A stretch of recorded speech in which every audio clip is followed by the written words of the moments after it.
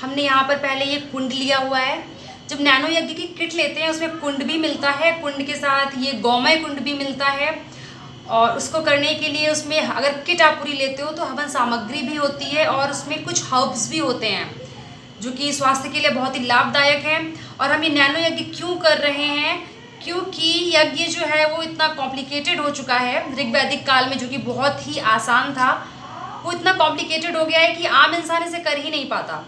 But basically इसे किया जा सकता है बहुत ही कम समय में, इसलिए सिर्फ हम नैनो यज्ञ की बात करते हैं। और नैनो यज्ञ मैंने किया है पहले भी, वाकई बहुत बेनिफिशियल है ये। और थोड़े ही समय में थोड़ी ही चीज़ों के साथ में ये बहुत अच्छा यज्ञ हो जाता है। हम देख सकते हैं कैसे एक रुई की बत्ती हमें भिगो के इसमें रखनी होती है, फिर हम उसको कंटिन्यू ताकि जल सके, इसलिए हम उसमें घी भी ऐड करते हैं थोड़ा सा। और इसके साथ ही हम अपने यज्ञ को स्टार्ट कर सकते हैं।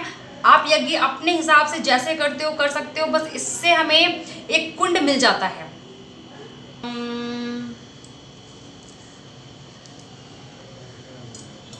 पुष्पाणि धूपम दीपम नैवेद्यम समर्पयामि। अब हमने अपने कुंड देव का पूजन कर दिया है। अब यहाँ पर हम स्तवन करेंगे। अब हम एक गौमय कुंड लकड़ियों के तौर पर हम यहाँ क्या करते हैं, गौमय कुंड अगर आप लेते हो तो इसमें आपको 30 कुंड मिलते हैं, मीन्स आप 30 डेज इनको कर सकते हो। इसमें अगर हम देखें तो आप देख सकते हो पूरा सेट बना हुआ है और इसको हमें ऐसे रख देना है। ये धीरे धीरे लो इस पर चली आएगी और ये हमारा कुंड है। अब हम जो हवन सामग्री डालेंगे वो इसी में हम समर्पित करेंगे। अब हम तब तक पहले हम गायत्री स्तवन पढ़ लेंगे। अब आप देख सकते हैं हमारा कुंड कैसे उसमें धुआं आने लगा है। अब ये हम इसमें आहुतियाँ समर्पित करेंगे। इसके पहले का पूजन का क्रम आप अपने हिसाब से कर सकते हैं, अदरवाइज जब आप किट लेते हो तो उसमें एक बुकलेट मिलती है, आप उसके हिसाब से भी कर सकते हो। पूरा आपके ऊपर डिपेंड करता है, फिर तो हमें इसको कुंड की तरह यूज़ करना है। चलिए अब हम इसमें अपने आगे के क्रम में मुझे अपनी आहुतियाँ देनी है कुछ घी से।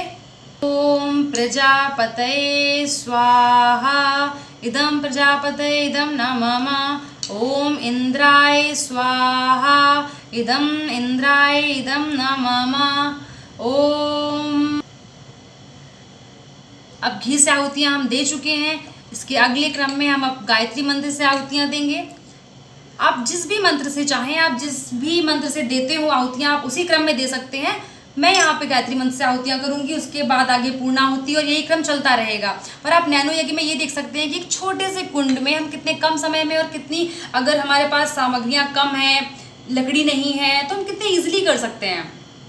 मेन होता है यज्ञोपैथी के लिए अगर हम देखें तो इसमें जो सामग्री होती है, इसमें जड़ी बूटियों का जो यूज़ होता है, जो हम वैदिक काल से करते आ रहे हैं, तो जो ये यूज़ होता है इससे यज्ञोपैथी के थ्रू ट्रीटमेंट भी होता है बीमारियों का, और वातावरण परिष्कार भी होता है, हमारा एनवायरनमेंट क्लीन होता है और हेल्थ भी हमारी प्यूरिफाइड होती है।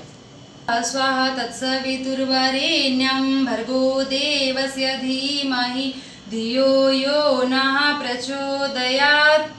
स्वाहा इदं गायत्री इदं नमः। ओम भूर्भुवः स्वाहा तत्सवितुर्वरेण्यं भर्गो देवस्य धीमहि धियो यो नः प्रचोदयात्। स्वाहा इदं गायत्री इदं नमः।